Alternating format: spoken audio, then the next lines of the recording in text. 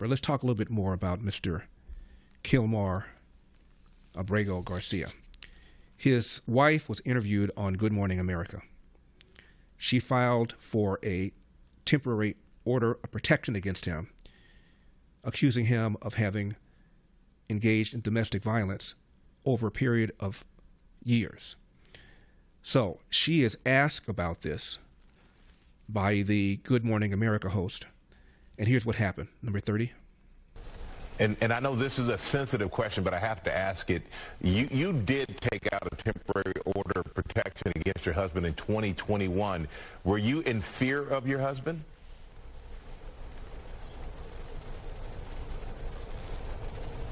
My husband is alive. That's all I can say. Okay. And you know I'm not going to push on that, apparently. But okay, I'm not going to push you on that, apparently, Michael Strahan. Can you believe that? You filed for a temporary order of protection against your husband. You said you were in fear of your life. Were you in fear of your life? My husband is alive. Okay, well, I'm not going to push you on that. Can I hear that again? And I know this is a sensitive question, but I have to ask it.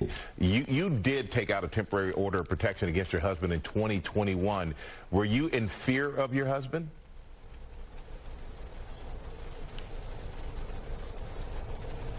My husband is alive. That's all I can say.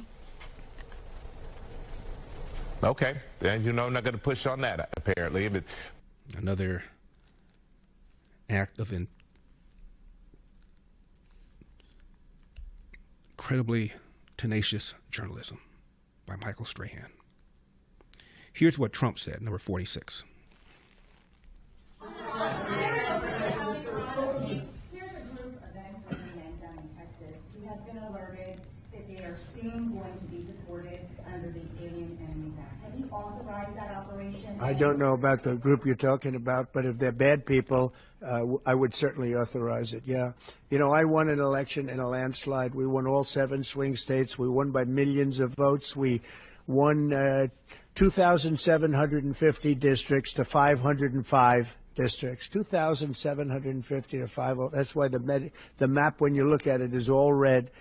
And one of the biggest reasons, I think the biggest single reason, actually, I'd like to say it's because of this, because I think they're going to come up with things that are incredible. But probably the biggest reason was because of the border and because of illegal immigration.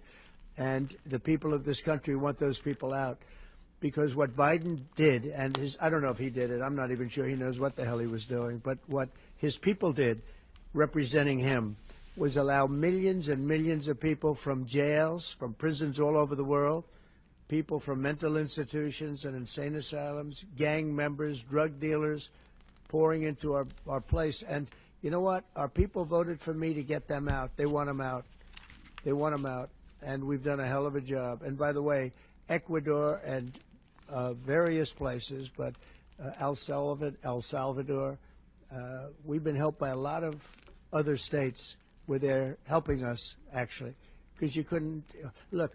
What this man was thinking when they allowed open borders and people to come in, if you look at Venezuela, their crime is down by 72%.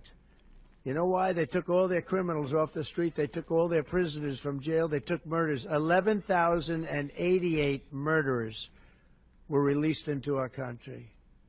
Bad things are going to happen. Bad things. And we're getting them out. And that's why I was elected. A judge wasn't elected to do that. I was elected to do that. And we're doing it in record fashion. We have the safest border, the most secure border we've ever had. See the Declaration of Independence? You should all read that before you leave. That's the real deal. You should all read it before you leave. Yeah. Sir, go ahead, please. Photos have emerged of Senator Van Hollen sipping what appears to be margaritas. Yeah. Abrego Garcia down in El Salvador. Do you encourage other Democrats to fly down to El Salvador and meet with this illegal alien who's been accused of I like this guy. See, now, this is the kind of a reporter we like. There aren't enough of them. We got to get some more of them. But, no, I appreciate that question. No, look, he's a fake. I know him. I know them all. They're all fake. And they have no interest in that prisoner. That prisoner's record is unbelievably bad. If you would go into the room, you might if you would, Caroline, maybe go into the room and see if you can find that little slip. I wrote some things down. I don't know why you'd want to keep them, but we got a little biography of him. Not a very innocent guy. Yeah, please. Mr. President, in the spirit of Easter Sunday. While we're on the subject, right? So you're talking about Abrego Garcia. Is that the one? Yeah.